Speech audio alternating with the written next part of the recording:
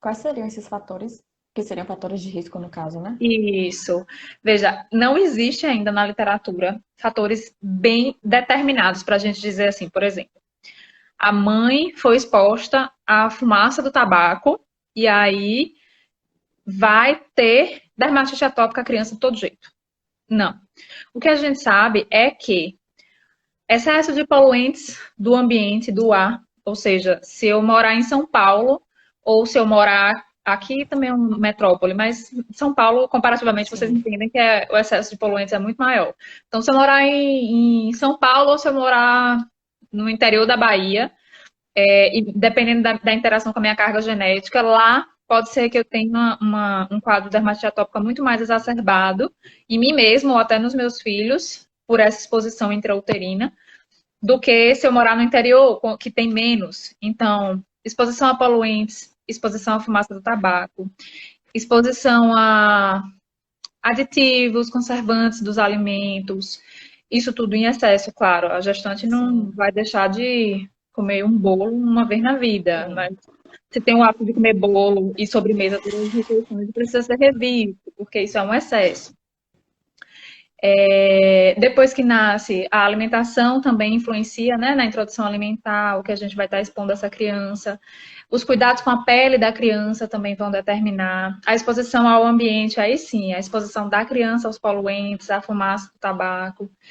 A exposição à alimentação em si, a proteínas da dieta como fator de risco, não existe, não tem nenhuma documentação em relação a isso. É, na verdade, o É, erro alimentar que predispõe a inflamação sistêmica, né? É a gente sim. comer errado, que gera um estado pró-inflamatório na gente, eu, mulher, estando grávida, eu comendo errado, eu gero um estado pró-inflamatório em mim que vai favorecer com que o meu bebê seja programado para ter alterações do sistema imunológico depois que ele nascer. Resumindo, funcionaria mais ou menos assim. Então, não é porque eu tomei leite na gestação ou deixei de tomar, ou comi amendoim ou deixei de comer, ou Sim. comi, isso não vai determinar se meu bebê vai ter ou não manifestação de atopia. Não é isso. Ao contrário, a gente tem até que comer para poder mostrar essas proteínas através da passagem, né, placentária para o bebê, para ele reconhecer. Mas É. não é isso que determina, não. São os erros alimentares, aquilo que a gente sabe que não é comida de verdade. Pronto. Isso a gente tem que É. tirar. E há muita similaridade, né, com relação à questão com alergia alimentar, porque se a gente pensa nos fatores de risco e na questão genética, está muito vinculado, né? Porque Exatamente. praticamente são os mesmos. Exatamente.